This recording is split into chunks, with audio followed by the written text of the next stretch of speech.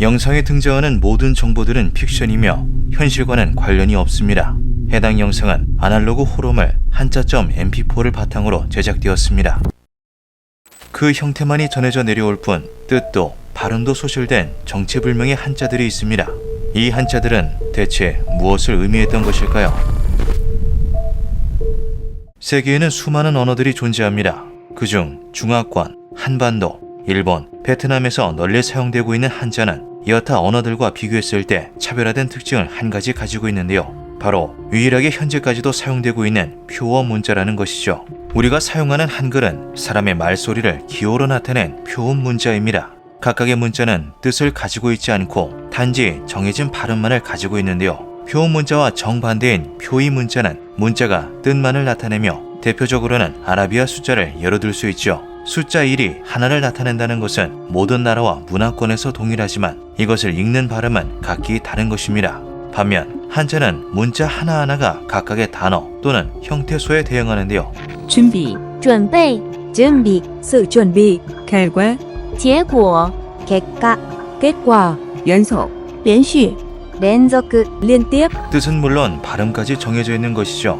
이는 한자가 사물의 모양을 본뜬 상형 문자인 갑골 문자에서 유래한 것이 원인으로 알려져 있습니다. 때문에 한자를 공부할 때에는 어떤 식으로 사물을 본떠온 것인지를 이해하면 훨씬 암기가 수월해지는데요. 어느 날 정체를 알 수 없는 낡은 비디오 테이프 하나가 발견되죠. 테이프를 재생하자 지직거리는 화면 속에서 한자의 형성 원리를 보여주는 마치 교육용 비디오를 연상케 하는 영상이 시작됩니다. 메트로놈 소리와 부조 소리를 활용해 집중도를 높인 비디오는 강 혹은 시냇물의 형태에서 따온 물 숫자를 시작으로 여러 한자들을 보여주는데요. 불화, 매산, 사람인과 같은 간단한 한자부터 세조, 세추와 같이 원래의 형태를 연상하기 다소 힘든 한자들이 차례로 등장하죠. 곧이어 앞서 설명한 한자들을 활용해 다른 복잡한 한자가 설명됩니다. 집안에 있던 사람이 새를 밖으로 날려보내는데요. 이윽고 밖으로 날아간 새는 다른 새 한 마리를 잡아서 다시 집으로 돌아오죠. 훈련된 새가 다른 새를 사냥해 오는 형태에서 기원한 매응을 나타낸 것이었습니다. 이제 메트로놈 소리가 조금 더 리듬감 있게 변경된 영상은 다양한 높이의 부조 소리를 활용하기 시작하는데요. 빛을 뿜어내는 태양을 나타낸 해일, 그리고 그 아래 지평선을 그림으로써 땅 위로 태양이 떠오르는 일출을 묘사한 아침 단을 설명하는 식으로 하나의 한자를 응용해 다른 한자가 만들어지는 과정을 알기 쉽게 나타내고 태양이 세 개 있다는 것으로 맑을 청, 즉 밝다는 것을 표현할 수 있다는 것까지 설명하죠. 곧이어 나무의 형태를 본뜬 나무목이 화면에 등장합니다. 앞선 예시와 마찬가지로 아래와 위에 선을 추가함으로써 각각 뿌리와 끝을 나타낼 수 있다는 것을 설명한 영상은 나무목 두 개를 겹쳐 숲을 숲을 표현할 수 있다고 말하는데요. 그런데 여기서부터 이상한 일이 벌어지죠. 나무목 세 개를 겹쳐 빽빽할 삶을 만들 수 있고 빽빽할 삶과 숲을 림을 합쳐 삼림, 나무가 아주 많은 숲을 나타낼 수 있다고 설명하던 영상이 느닷없이 수많은 나무로 뒤덮이며 뒤틀립니다. 갑자기 뚝하고 끊긴 영상은 잠시 정지하였다가 새로운 장면이 나타나는데요. 일정과 달리 경쾌한 메트로놈 소리 대신 바람 소리 같은 노이즈가 들려오는 화면은 사람을 표현한 갑골 문자를 띄운 후 그 위에 빨간 선을 긋죠. 큰데 사람을 처형하는 장면, 오싹한 문구가 지나간 후 암전된 화면에서 경보음이 울려 퍼집니다. 그 후 아무 일도 없었다는 듯 다시 메트로놈 소리와 함께 교육용 비디오가 재개되는데요. 아이를 나타내는 아들자, 여성의 실루엣을 표현한 계집녀, 손의 형태를 묘사하는 손수, 갑골 문자를 먼저 보여준 후 그 뜻과 대응되는 한자를 보여주던 영상이 이번에는 입구자를 먼저 화면에 출력하죠.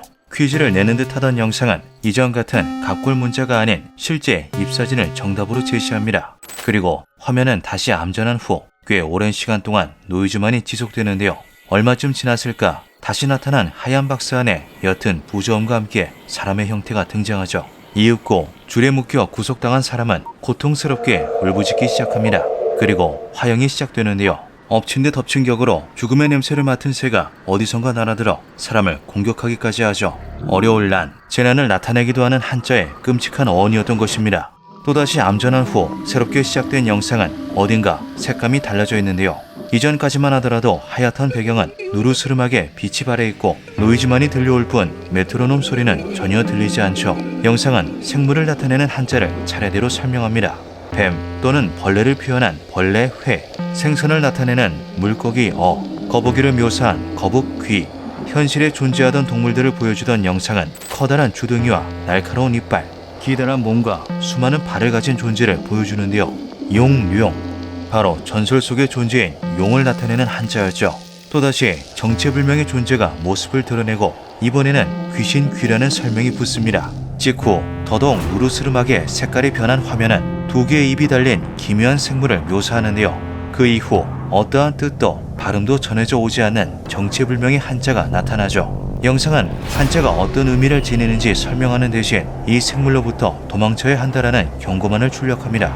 그리고 영상은 수많은 괴물들을 한자와 함께 빠른 속도로 제시하기 시작하는데요. 4개의 팔을 지닌 괴수, 나무와 맞먹는 크기를 지닌 용과 닮은 괴물, 머리 대신 손이 달려있는 기괴한 새, 수많은 다리를 지닌 말, 사람을 집어삼켜 죽이는 외눈박이 괴물, 불길한 음악과 함께 극심한 노이즈가 화면을 집어삼키고 오로지 이 생물로부터 도망치라는 경고만이 하단부에 지속적으로 출력되죠. 그 후 등장하는 유추조차 불가능한 괴물에 다다르자 비디오는 도망칠 수 있는 방법이 없다라는 절망적인 설명을 덧붙입니다.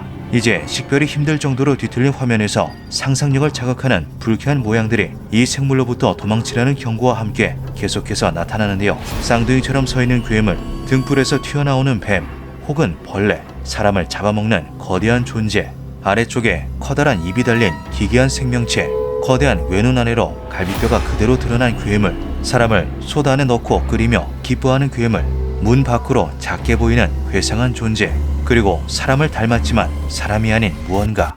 다시 암전된 화면은 커다란 노이즈와 함께 화면에 또 다른 그림을 띄우죠.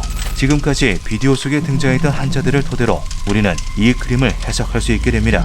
강 옆에 묶여 화형당하는 사람, 그 광경을 집 앞에서 지켜보는 그의 아이가 보이는데요. 이 끔찍한 광경이 나타내는 한자는 한자, 바로 중국의 문자 그 자체를 나타내는 것이었죠. 크리에이터 아사히나 요시토시가 제작한 이 영상은 한자 문화권은 물론 타 문화권에서도 손쉽게 이해 가능한 직관적인 구성으로 제작된 아날로그 호러입니다. 상형 문자의 특징대로 현대에 들어오며 의미와 발음이 모두 소실된 유령 문자들이 사실 고대인이 묘사한 괴물을 나타내는 것이 아닐까 하는 오싹한 상상인데요. 실제로 작중에서 등장한 사람을 잡아먹는 거대한 존재를 나타낸 한자는 고대 중국의 지리서이자 신화집인 산해경에 등장하는 신적인 존재의 이름이죠. 원래는 인간의 머리와 뱀의 몸을 가지고 있는 신이었지만 모종의 이유로 살해당한 뒤 원한을 품은 채 용의 머리와 고양이의 몸을 가진 괴물로 되살아나 얕은 물에서 사람들을 잡아먹게 되었다고 전해집니다. 영상 속에서 등장했던 그림에는 나름의 근거가 있었던 것인데요. 물론 극소수의 유령 문자들은 그 정체가 이미 규명되어 있기도 하죠. 예를 들어 이 유령 문자는 1923년 2월 23일자 아사히 신문에 실렸던 사이타마 자강회라는 글자 중 굳셀 강자가 인쇄 과정에서 뭉개지며 생겨난 것이라고 추정됩니다. 그러나 대부분의 유령 문자는 그 기원조차 알 수 없을 정도로 모든 정보가 소실된 상태인데요. 어쩌면 과거 인류가 두려워했던 미지의 존재를 묘사한 한자가 존재할지도 모르죠. 기묘한 밤이었습니다.